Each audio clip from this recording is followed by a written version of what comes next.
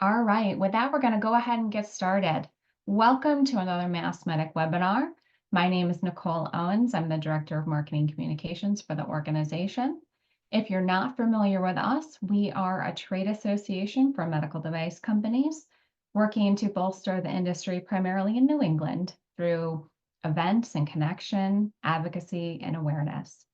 Today we have an awesome event brought to you by our friends at Andea, and today we're going to be talking about achieving digital transformation in medical device manufacturing. Before I turn it over to our moderator today, I do just have a couple housekeeping notes. So first, anyone who registered for the webinar will receive a copy of the recorded presentation after the webinar.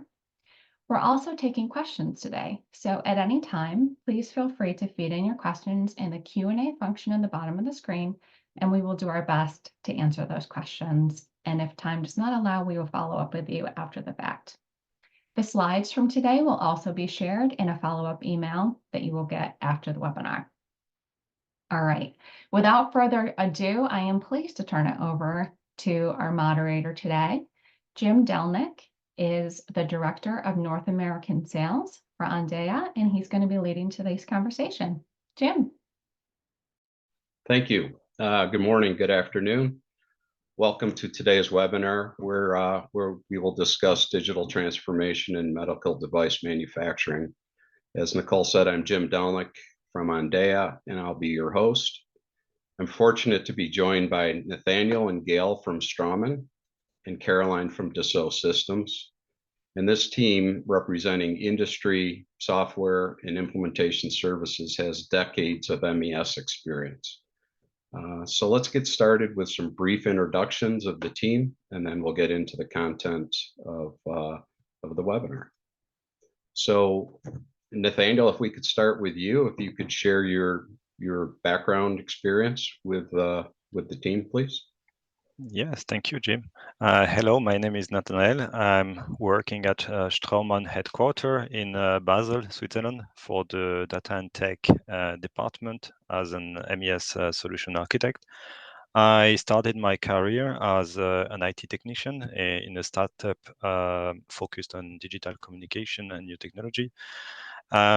Working a bit later, briefly on solar panel technologies, I then moved to a consultancy company highly focused on PLM and manufacturing area.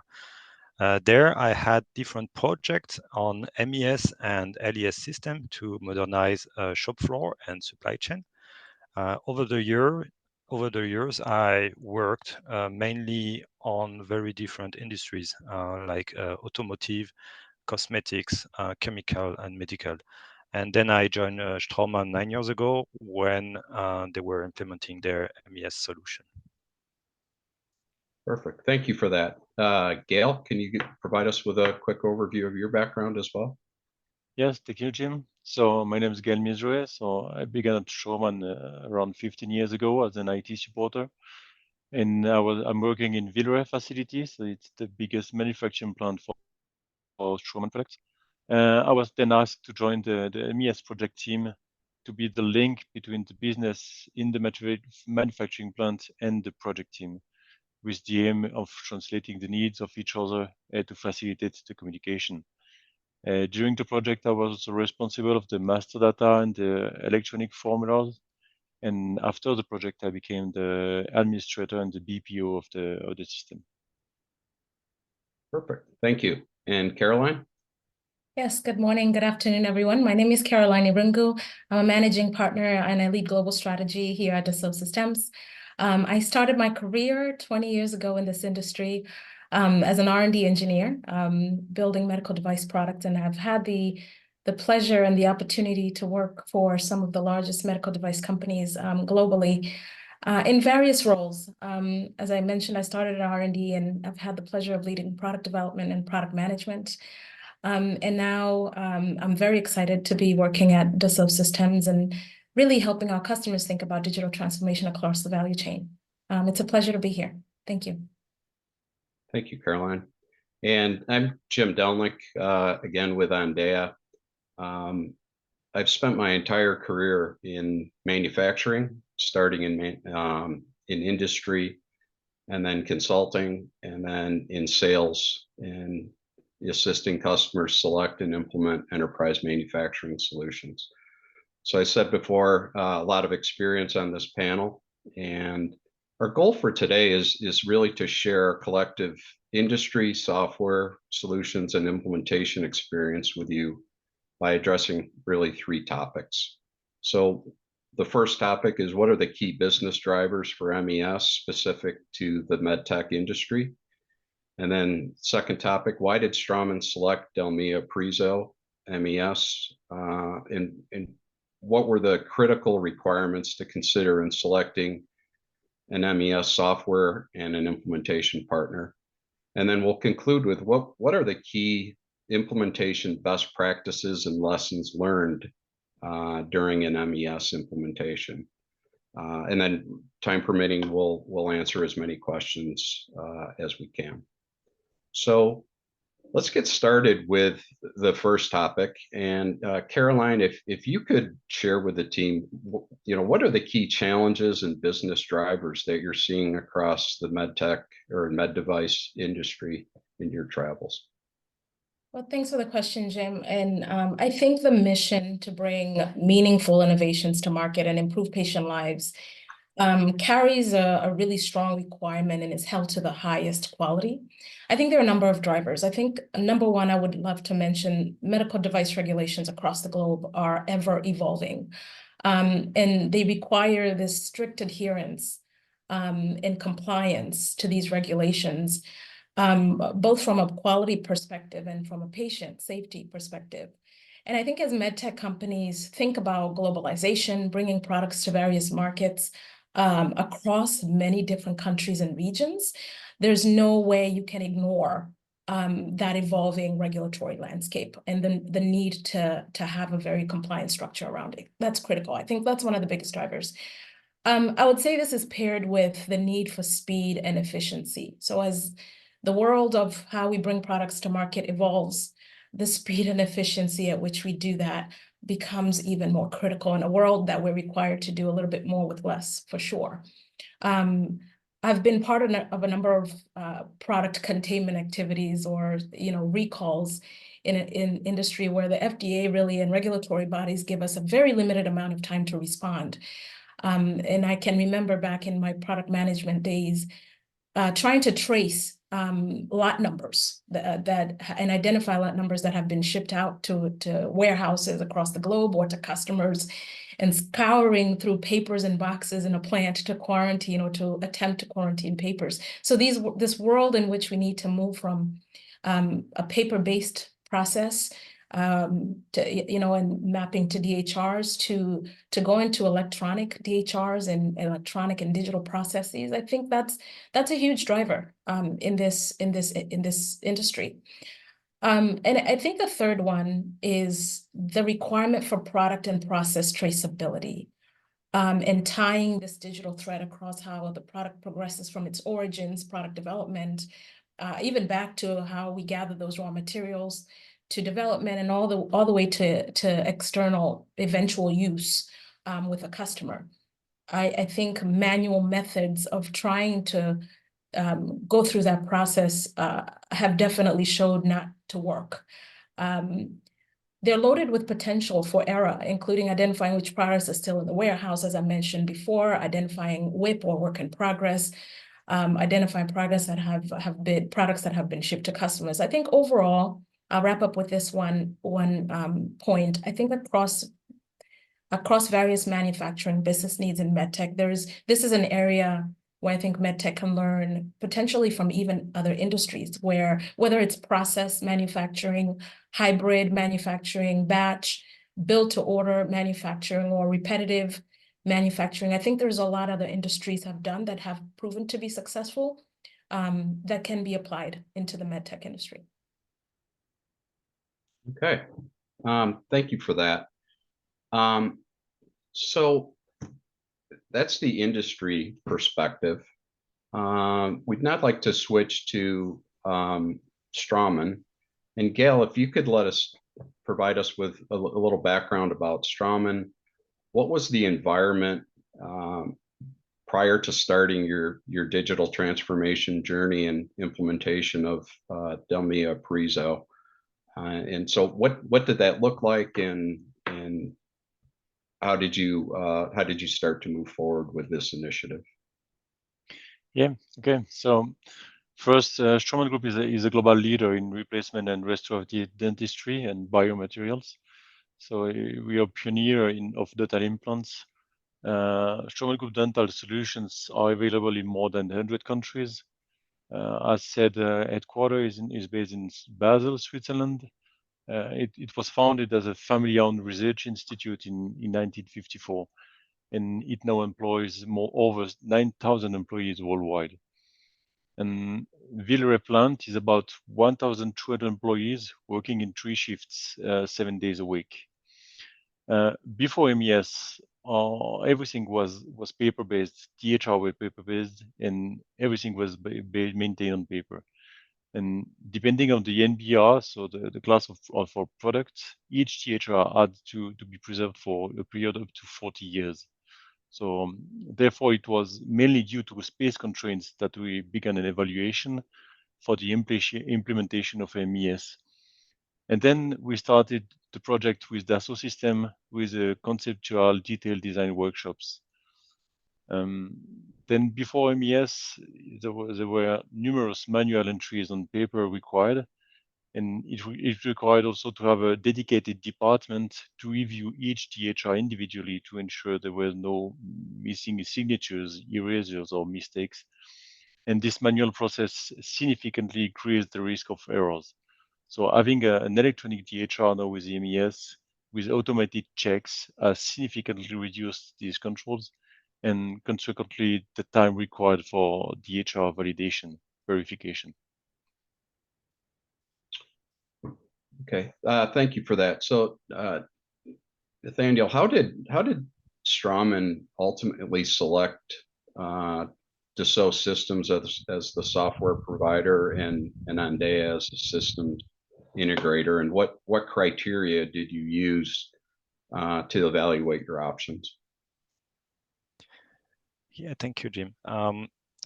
There is some key consideration, especially when selecting MES for MedTech. And the first one is compliance. You want to be compliant with the GMP, the Good Manufacturing Practice, and especially in order to fulfill the FDA guideline, especially the 21 CFR Part 11. That's a part of the regulation that define criteria under which electronic records and electronic signature are considered trustworthy, reliable, and equivalent to paper. So compliance with both parts are here to ensure high quality products without risk for the consumer. We also consider full traceability of product and process. You want to know where did your part went, through which process. We were considering also usability. We wanted to have standard screen with customized flow. We wanted to convert our paper formula to electronic formula.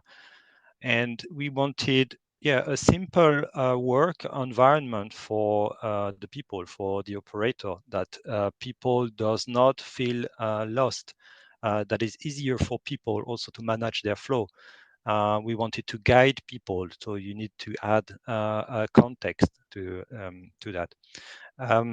We also consider workflow based on master data that are present in our ERP.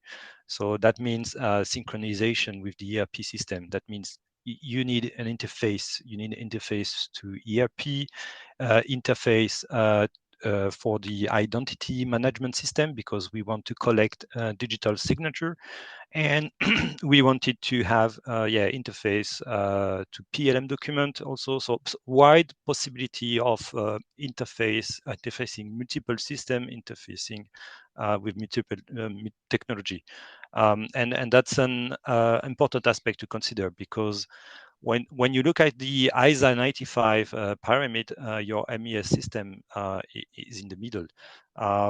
Your MES system will gather information from everywhere in the shop floor and will become ultimately the single source of truth for all the information on your shop floor. And so we take all this consideration and all this requirement and functionality we wanted to see. So we compiled all of this, and we applied a weight for the rating of each of them. We also check how many years of experience in medtech the software company had. And we contacted different other company that implement some solution with the software. We also check the ability to deploy our solution to multiple plants across the world, meaning that you need transport system to deploy changes. You need multi-language support. We also check the flexibility of the platform, the software, how easy it is to create new screen, and also the possibility for role management, how flexible it is. We evaluate also some additional functionality for future use case and expandability at a lower weight, but that's also something to take into consideration. And of course, compare license pricing. And in the end, you have a score, and we end up contacting Delmia to finally implement our URS. And if you want to do the parallel between the requirement and our solution, we came up with a solution with some a standard screen where operator can scan a badge and have all the information from this badge. Where is it? Having a tasking system for the operator to execute some task. And when he selects a task, he can enter into a standard production screen with all his information, but information tailored to his job, to the step that is executing to the workplace, meaning that you have all PLM document for the current steps that is executing, that you have some activity to complete specifically for this step, like fulfilling this electronic formula. And having a standard screen was crucial, because in the plant, operator can change workplace from day to day. So as I was explaining, the key functionality to the solution we developed, we have this electronic formula, which is dynamically checking the entries from any actor of the production, meaning that we are checking the compliance with the DMR, the device master record, where you have the specification of the DMR. We dynamically check and warn the operator in case something is wrong, in case an entry is wrong. And if it's not the case, then an automatic alert to the quality department is sent. And the quality department, they can take the decision to block an operation or the full order for further control and check. Another aspect is the dynamic change that is possible to do within the process. The scheduler, which are here to create the order and send it over the day, they can send some update to the order and add further quality control step from the ERP. Another thing that we built is also that the operator can report good parts, bad parts, setup time, stop time, reason, and all of these to create an OE, an overall equipment efficiency, to ensure that we produce quality part on time. And regarding document, anyone can also attach document at any time of the production process to, for example, justify some external operation. And we have also implemented for all these steps electronic signature with 4-eye control. We have an alert management and e-form design tool, and an audit trail also, which is an important aspect to ensure that to track every change that is made and by whom also. And as an interface, as I was saying, so as an example, we have interfaces with QMS system to ensure that the user is trained on necessary document before accessing any specific MES screen. In the end, all action are compiled into an EMR that logs all manufacturing data, and based on this EMR, we create this DHR report, what we call EDHR, electronic DHR report. And this DHR report is then stored in an archive system with a specific archive format to be readable for 40 years. The benefits of the DHR is that when an auditor is coming, and we have regularly FDA, China FDA, Korean FDA, TÜV, some other government agency, they have all the details of the production process, all the link to PLM document, all operation order in a timely manner, the electronic formula with the value and the threshold, the electronic signature, the alert with comment and reply and justificative. And for all these items, we have names and date and time. And at the end of the report, we also merge as an annex part all the attachment during the production process. And the outcome we regularly have from the auditor is that they are impressed by the amount of relevant detail that you can find in the report. The report is very clear. The idea is not to submerge the auditor with details, it's just giving them the transparency of what we are producing and how and why we went that path. So transparency is the key. Another aspect to consider is a partner. Does other company than the software vendor can help you with implementation and continuous improvement? Software vendor is here to help you on big project, but on small challenge, you need a partner to support you, especially 24/7. Just thinking about the example of the QMS system and the interface, which are by nature very sensitive. What should happen if the interface to check the user access to have to a screen is down or it's not working? Should we close the factory because no one can have access to the MES screen? How to handle that case? And that's a lot of questions like this that partner could help you to answer when reviewing implementation.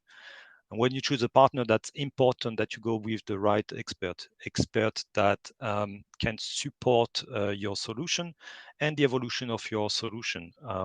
Choosing an expert partner will allow you to avoid common mistakes, and they can also help you to take a better decision, especially if you are lacking internal experience. It's likely the case that a partner expert already went through the same challenge that you are trying to solve, and they can give you good advice on how to solve it more efficiently. And yeah, this is all the key that help us to evaluate and ultimately choose a software provider, and especially Delmia Apriso for our solution. Thank you for that. Sounds like an extremely comprehensive solution. And we'll come back to the selection process in a minute. But Caroline, how does Straumann's journey compare and align with what you're seeing from across the industry perspective? I mean, I think what Nathaniel and Gael have just outlined, including, I want to maybe highlight 2 or 3 areas. The medtech experience, I think, is something that our customers have consistently asked for. They want to partner with a company that has the core competence around the regulatory compliance environment that is required in this medtech industry. You know, I think other industries have leapfrogged in this area and have done amazing things in which the medtech industry can learn for. But I think it is very important to note that the regulatory complexity in this medtech world sometimes requires different approaches. So being in an organization that is built continuously focused on building this core competence and continuously focused on bringing these technologies to our customers in the medtech industry is great to hear. And obviously, having done this with Straumann, which is work we'll continue to do, and other large global medical device companies, is something we're very proud of. One of the things I think Nathaniel mentioned, sometimes we tend to overlook, is the data model. This idea of having a single source of truth that is really required as you think about how these processes plug into the bigger ecosystem and across the value chain. So Nathaniel talked about the critical connection to quality. I think that is key. The ability to link to quality looking forward, what's in the warehouse and beyond these walls, and also looking backwards. What design improvements need to be made by others in the organization's R&D are also important. I think the goal is always to say, I can easily track this product, this lot, this UDI with these materials in any geography due to whatever reason, at whatever point I'm prompted, whether it be for a change in material regulations, whether it be because we need to quarantine a product that is a non-conformant.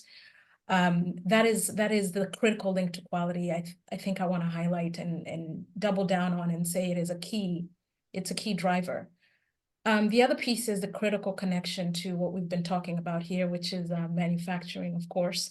I think there are very many business processes when I think about medical device companies that feed into the manufacturing operation, and S&OP specifically. When I think about my experience as a product manager, I was very responsible for demand forecasting for both brand new products that are going into the market, but also products that have been in the market for many decades. And that role requires intelligence, and it requires systems that are built to enable intelligence in order to forecast accurately, knowing the customer, their buying patterns, being intimately aware of the regulatory landscape, economic landscape. And I think as a product manager, the responsibility of global demand forecasting without limited intelligence to inform that, and heavily today, which is done on Excel spreadsheets. I think that world is slowly going away. And I would argue in order to effectively manage the supply chain and the manufacturing operation, those business processes also have to be key considerations in this work. So I wanted to highlight that as I heard Nathaniel speak very clearly on the connection to quality, and just make that connection for us, that I think, this idea of data having a single source of truth and the continuity and traceability across the system is very important. Okay, thank you. If I could just add a comment, you talked about your selection process, and what we see common across, many clients across many different industries is prospects customers usually start with functionality. Can the solution meet my requirements? And in your case, it was heavy around compliance, traceability, reducing paper, and you did a really, really good job in defining what those requirements are. And that's where it starts. And then companies typically transition next to price, and they compare the prices of different providers, both from a software and an implementation perspective. And is the price competitive? And then the third is really the most important, in my opinion, where you have to have the functionality, you have to have a price that's competitive, but it really comes down to risk and risk mitigation in terms of, can the software and the implementation partner successfully implement this solution, meet my requirements, provide that business value, and can they do it on time and on budget? So you talked about your weighting system, which I think is extremely important because there are so many different pieces of criteria to evaluate, and weighting those to come up with an accurate comparison, I think is really key to your success there. So with that, why don't we move to lessons learned?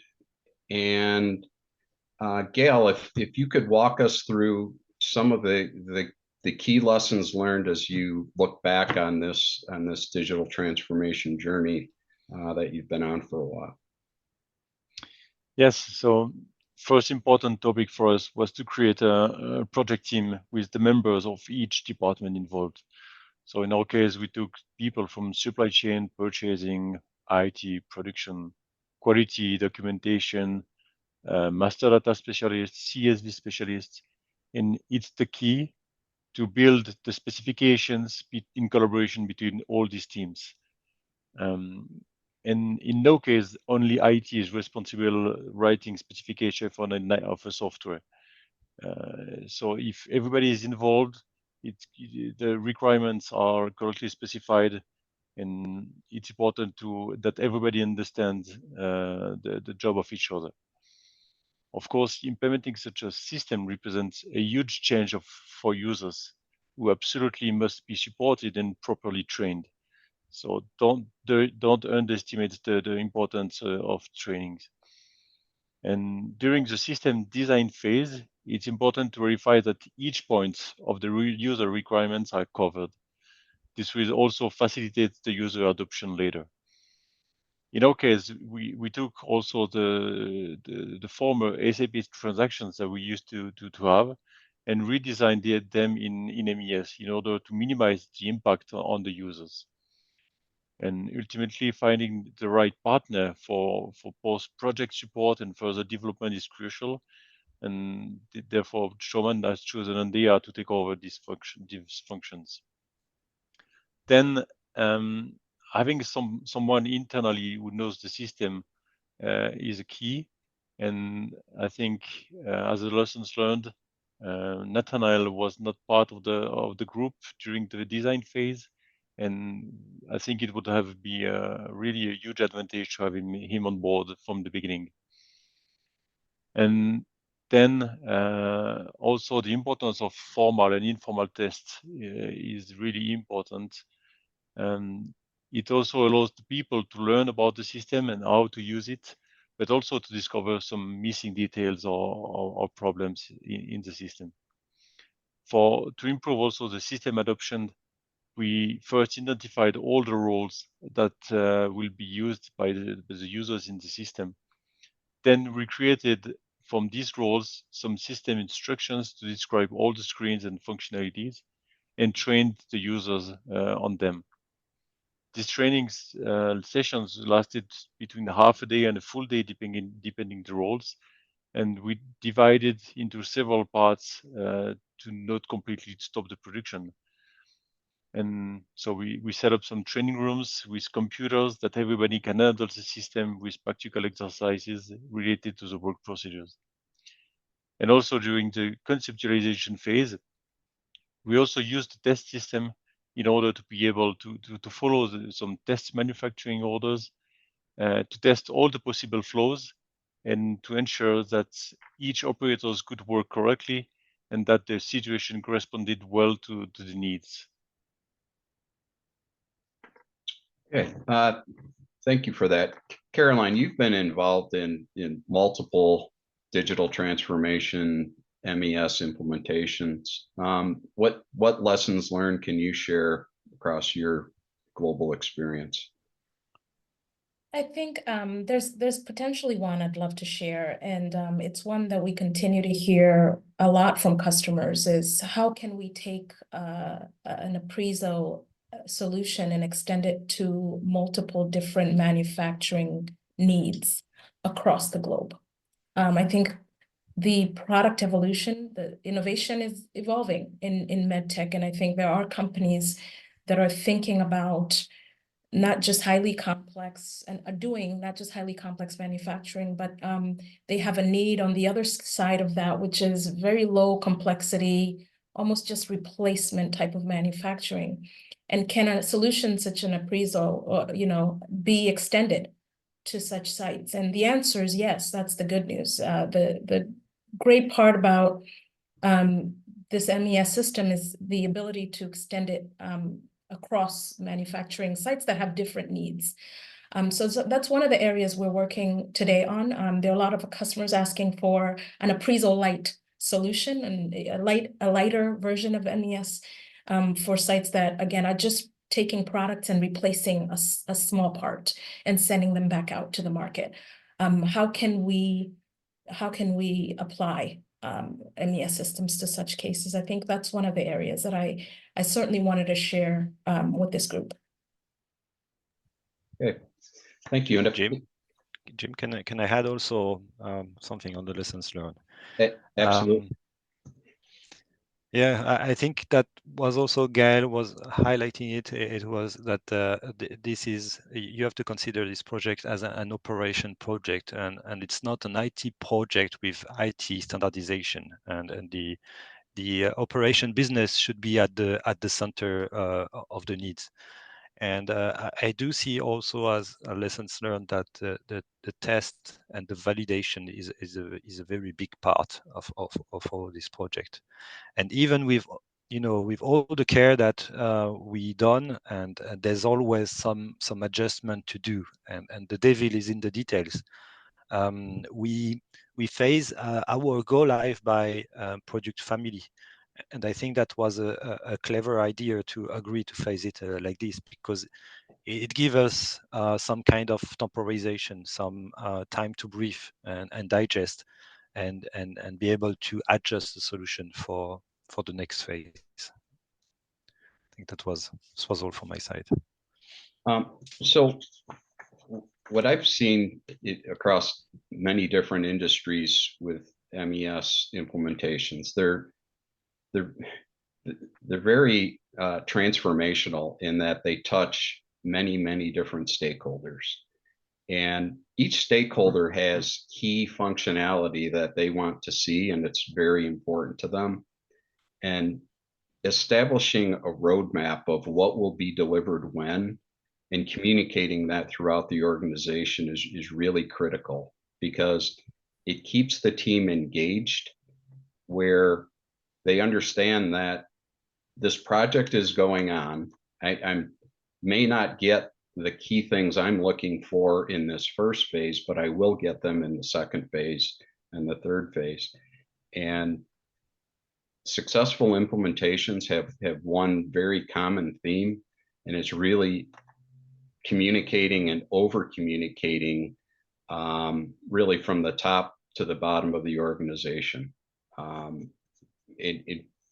We go out of our way to facilitate that communication, but just knowing what we've accomplished, what's next, what's the timing, is really critical for successful implementations.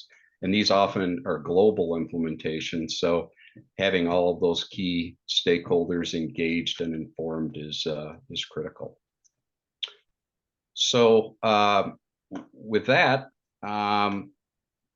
like to move to questions, and our first question, and this question we could probably talk about for several hours, but we'll start with Nathaniel.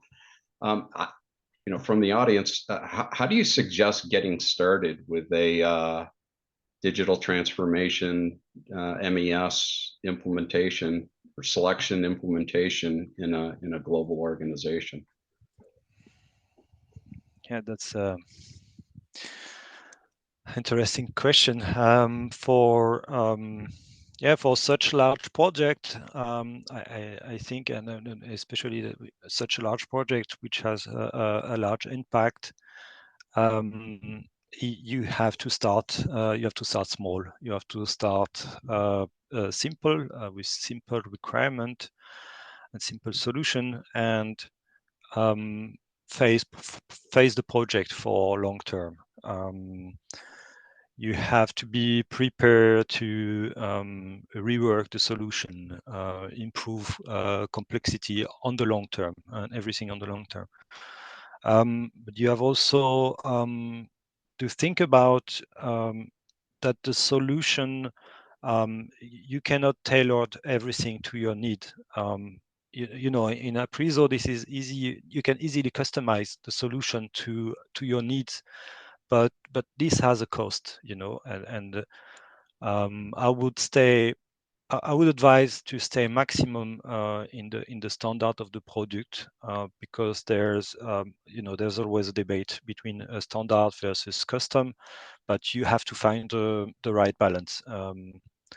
Custom implementation will add more cost, especially for maintainability and upgrade.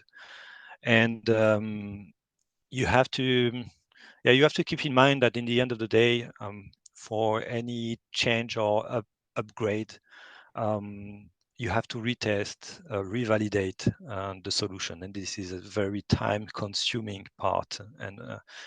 And so the more you stay in the standard of the product, the easier is the validation, because you have more control on side impact. You can calculate the side impact more easily.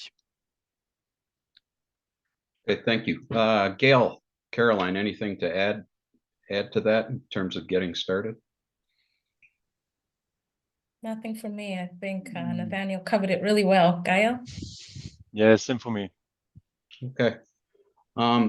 So second question, and this is, let's have Gail address this. What benefits are you experiencing that were not expected or used to justify the project?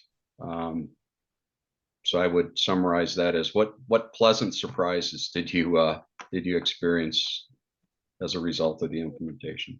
Yeah, when we started, we wanted to free ourselves from the paper.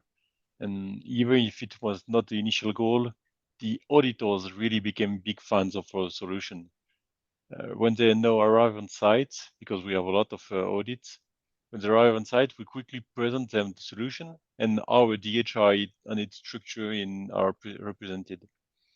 Then during the audit, when they ask for some documentation, we present them the manufacturer files or the DHR, and they find all the necessary information there. It's really good presented, and they have everything they need.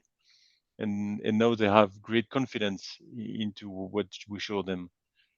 And also the operators were a little bit afraid from the beginning. They were really scared of changing from one solution to the other. And now they really like the fact to having everything, every documentation, every link, and in a one-page application.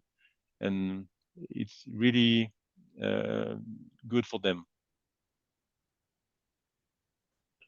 Okay, thank you. We'll move on to the next question, and we'll go around the horn here. So, what's the one piece of advice that you would give to organizations who are about to embark on a digital transformation journey?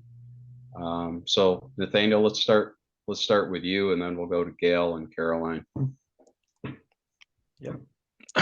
Piece of advice. I would say communication and culture is important, and culture is an important part also at Straumann. The priority are not the same depending on where you stand, and that's specific to people. So you need a good coordination within the project, I would say. Also, technical knowledge.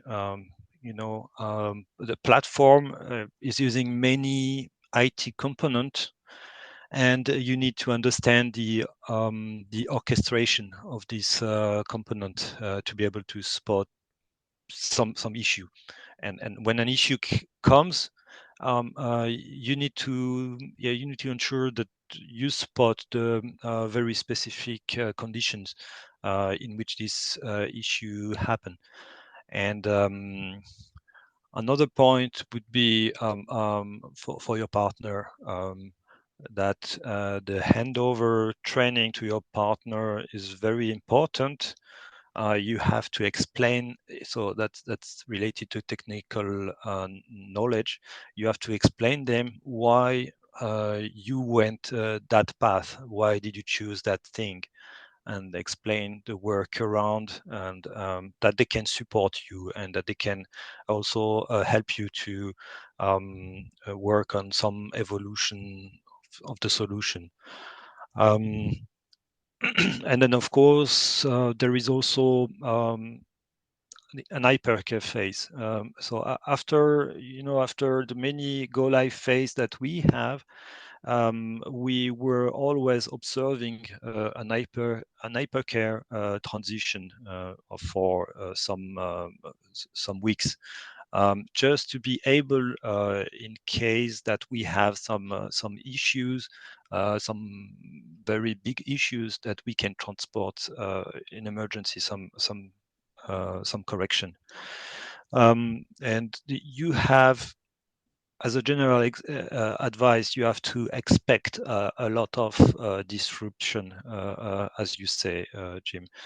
You have to expect side impacts. You will have impacts on the infrastructure, on security, and cyber security at the moment is a thing. When you have all the requirement that all the requirement that I explain, you just do see the emerge part of the iceberg.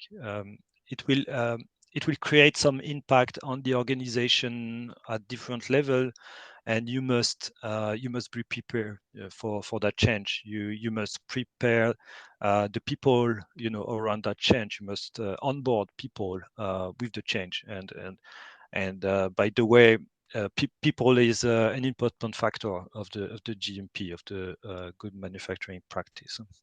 That's my piece of advice. Okay, thank you, Gail. Piece of advice. Like I said, it's really important to evolve every department from the beginning.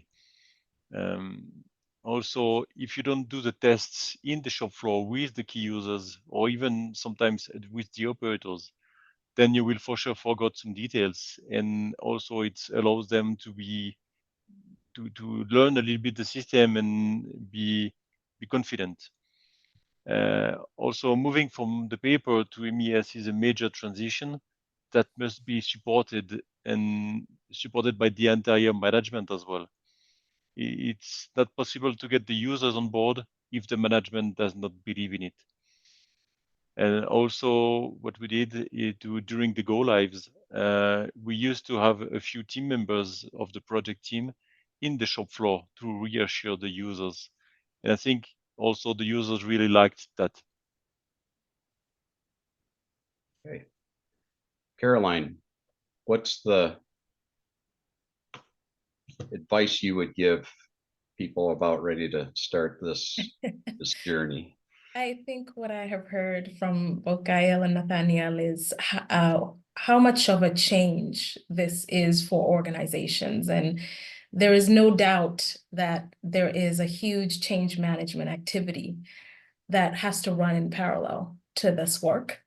And as Nathaniel mentioned earlier, there's certainly culture, and people are incentivized differently across the organizations, and priorities for that reason are different across the organization. So there has to be a focus on the change that is going through from both a people perspective, but also a culture perspective. And the last thing I'll say is, no matter how much we are incentivized differently across the value chain in a medtech company, the one thing that is always ties a thread across the entire company is the reason why we do what we do, the mission of the company, and keeping patients at the center of it all. And I think that when we keep that at the center of the change management and the work that's happening, it becomes a lot clearer and easier to manage. Thank you. If I could just add to that, everything we do has to focus on the customer. And if you focus on the customer, if you focus on the business, the financial benefits will come from those things. So that's where we tend to focus and structure the implementation roadmap around focusing on them first, and then the benefits will come. So I'd like to thank everybody for their insightful questions. We will send answers to all of the questions to the email you used to register for the webinar. And I'd really like to thank our panel for joining us and presenting this, and really hope that you found this beneficial and interesting. And I'll now turn it over to Nicole for final comments. All right. Well, thank you so much, Jim. Thank you to all the panelists again for joining us today and sharing your expertise. Such a really interesting conversation. You gave so many lessons learned and really good tips. So appreciate your time. Thank you everyone who joined us today live as well. As Jim said, you'll be receiving a copy of the webinar here later today as a follow-up. And we look forward to seeing you next time on a MassMedic webinar. Please go to massmedic.com and check out all of our upcoming events, and have a great day. Take care. Thank you. Thank you. Thank you. Thank you.